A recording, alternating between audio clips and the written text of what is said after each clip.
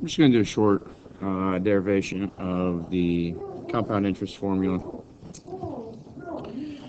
Um, Maybe somewhat like a proof of why the formula is what it is.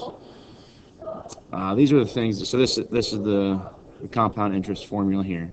Okay, A of t, so the amount in your account at some point t or time t is equal to p, which we see over here. P is the principal, which is basically our initial investment, how much money we're going to put into the account, times 1 plus r, which r is your annual interest rate, and it's going to put have it as a decimal, divided by n, and n is the number of compounds per year. Um, and then we'll raise that to the n times t, and t being the number of years of duration that your account is active. Um, Now, when we talk about compounds per year, the idea of compounds per year is if I start at, let's just say, year one, and I put $100 in. After the first year has stopped, let's say we're compounding this thing annually, so the first year stops, year two is about to start. The hope is that the interest that we created off this $100, okay, so there's some interest going to be um, created, okay, spell interest, right? Okay, so the hope is that then in year two, my new principal is that $100 plus the interest. So maybe let's say this interest was $8. Okay, so now the hope is that I have $108 as my new principal, and then that additional $8 in the second year is also earning interest, in which it was not earning interest in the first year. So that's what the idea of a compound means to us. So let's go through and try to prove it. Something we need uh, to understand before we prove this is what the simple interest formula is. Um, and simple interest simply says is if I have, my interest is equal to my principal. So let's say that I start with $100. I'll multiply that by my rate. So let's say my rate is, I don't know, let's say 5%, so 0.05. Um, and then times t, let's just say t is 1 year in this case. My interest created then is $5. Okay, so uh, 100 times 0.05 times 1. So now my new principal hopefully would be the 100 plus that 5. So we need to have that understanding of um, that there. Okay, so I'm going to um, kind of use this concept here in a moment to explain this. Something that we need to make sure I think of is that we know that this is the annual interest rate. So it's um, very important to understand that. And then n is the number of compounds per year. N is the number of compounds per year. So that means uh, that if what I'm going to try to do here is look at um, a particular time here, and if I let t equal 1 over n.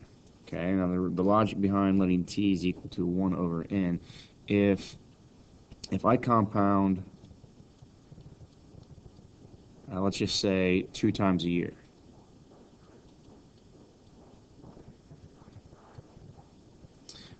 then what we have here is that the time, 2 times a year, if this is n, the time would be at half a year. Okay, so this derivation is kind of going to deal with um, trying to explain why I guess that's r over n. Um, and it's because ultimately I think the best way for you to think about it is if this is an annual interest rate, um, we're going to kind of divide that interest rate up into how many times in the year we've compounded. So if it's a 5% interest rate and we compounded twice a year, then I'm going to be interested in 0.05 divided by 2 in here. I'm not getting that whole 0.05 on each compound. I'm only getting the fraction of that per compound. But using that idea, if I know that if I've let t equal 1 over n, okay, then I can say that the interest rate is equal to, or the interest, not rate, but interest earned is equal to my principal times the rate times the time. Now time is 1 over n. Instead of being 1 year like I had it over here, it's now the interval of time that has been a compound, or that is related to compound. So if compound was 2, this time now is half a year. If we're doing this quarterly, then this compound is a fourth of a year. Okay, so I'm trying to find out the interest made in a fourth of a year, or the interest made in half a year, or the interest made in 1/12 of the year. Okay, depending on whatever n is. Well, if I just do a little bit of algebra here, we get the interest earned to be P times R over N. And there's the place that the R over N kind of originates. Now, if we understand that idea with simple interest, now let's take this and figure out if that's the interest made,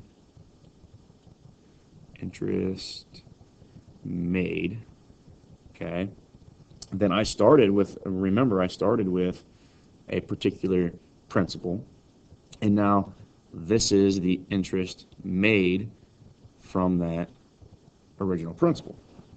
Okay, so the idea over here was if I started with $100, okay, so that's my principal, and then this simple interest formula gained me $5, okay, then I have $105, and that's exactly what this is saying here.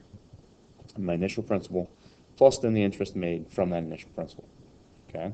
Well, if I look at that, there's some factoring that can be done here. This can be a factor of p can come out of both these, and I'm left with 1 plus r over n.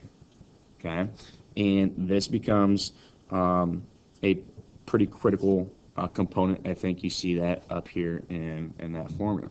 But what that means, that is the simplified version, I guess, of the amount.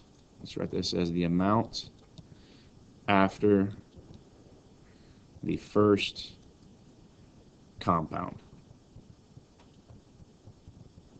Okay, that's the amount left, or that I have in my account now after the first compound. Okay, the instant the first compound occurs, that is what you would be left with, or what you would have. Now, the idea then is the purpose of compounds is that compound now becomes my new principal. So I'm going to allow this in my second compound. I don't know what you call it, compound cycle maybe. Okay. I'm going to have this as my P, my original P value, my that right there is going to be basically the, we've talked about an amount at time t is equal to your principal, what you started with, plus then the principal, plus the, I guess, the interest that you made off that principal. Okay. Well, now I'm going to let this P right here end up being the P times 1 plus R over N. But now I need to add to that the interest, okay, because that's what we're trying to do. We're trying to add interest to this thing. Well, the interest right here is going back to that I right there, okay. Well, that's your principal, which we now know that our principal is now changed from P to now P times 1 plus R to the N. That's the new principal in your account, and this is starting the second cycle. And then we need to take, so that there is that now, and now I need to still multiply it by this Rn. Okay, so I know there's a lot of stuff going on here, but this is simply your principal plus the interest made off of that principal. So P times basically R again. It's going back up to kind of that thing right there. And when we add these together, that should give me the total that I have in my account at that time. So again, we are going to just do a little bit of algebra here. If I do some algebra here, I'm gonna leave the front part alone, the P1 plus R in my original investment then. But I'm going to do some multiplication with that P and that R over N, so it becomes P R over N. And now I'm going to be left with 1 plus R over N here. Now we're going to do some factoring, and this is factoring that you guys should be familiar with. If I've got two things being multiplied together here, and then two things being multiplied together here, and those two things have a similar factor, I can pull that factor out. So I'm going to pull that factor out as 1 plus R over N. Okay, when I pull that factor out, then what I'd be left with is this, and that. Okay, so as another factor, so I have P plus then P times R over N. Okay, just keep working a little bit with this, and this eventually turns in, these two things have a P in them. So I'm going to rewrite this as P factoring a P out of this would right there would give me a 1, plus then factor P out of this and it would give me R to the N. Okay, so that's, those two things are the same. And then I also still have this other 1 plus R over N. Okay, so then what that provides me is, because these are like factors, can't we just rewrite this as P times 1 plus R over N squared? And that's what I would have in my account after the second compound cycle. Okay, so let's do the third compound cycle. It's kind of the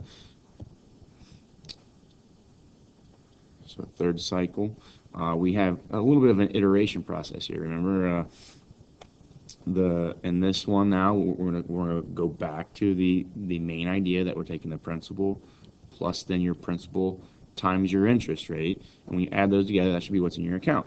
Okay, so, well, this is now for the third, at the start of the third cycle, that is my new principal. So I'm gonna go P 1 plus R over N squared plus then, okay, the interest that is being made off of that principal. So I take that principal and multiply it by then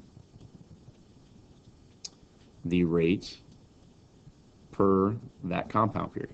Okay, the interest that I made in that compound period.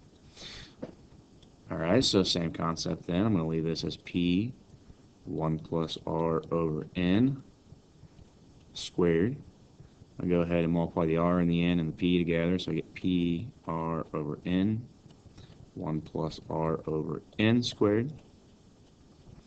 Looking at this, I can again factor out the 1 plus R over N squared, so we write that this way. And then you'd be left with P plus PR over N. Okay, so this stuff is starting to look kind of like what we had here, right?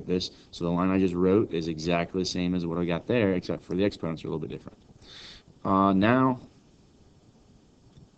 we're going to rewrite this as I factor P out of everything, so, or at least out of the back factor.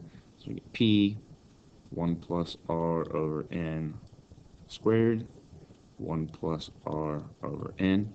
Now these are like bases, so we can add their exponents. So I get P over 1 plus R divided by N cubed. And that's what I'm left with in my account at the conclusion of then the third cycle. So you kind of see a pattern here. If you know, first cycle we had P 1 plus R over N to the first. The second cycle, we're getting P times 1 plus r over n squared. And in the third cycle, we have now p 1 plus r over n cubed. So let's say, what would we have for the, let's call it the kth cycle? Well, the process here, the pattern here we're seeing is that simply we have p 1 plus r over n to the k. And if you think about that, that's pretty close to the formula we're trying to derive. That's pretty close to this thing here, okay? But we want in t and not a k.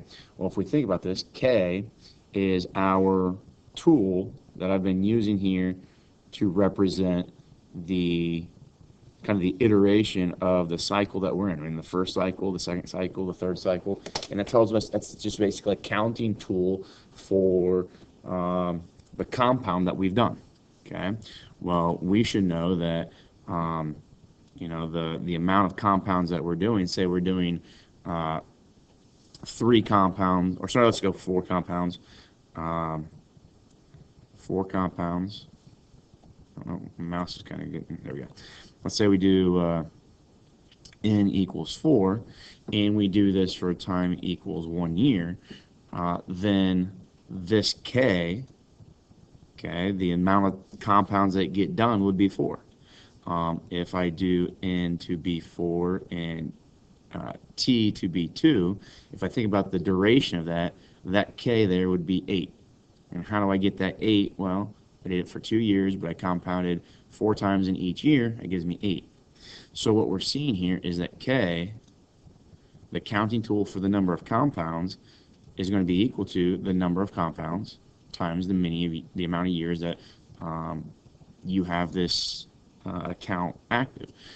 So replacing k with that idea, we get then that your principal times 1 plus r to the n, or r divided by n, raised to the nt, is the amount after time t that is in your account. So there is kind of the proof or derivation, I guess, of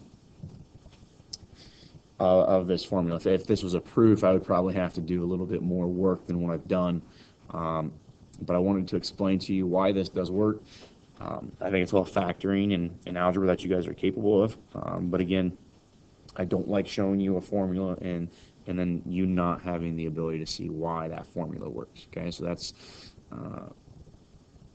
the compound interest formula in a nutshell, though. There.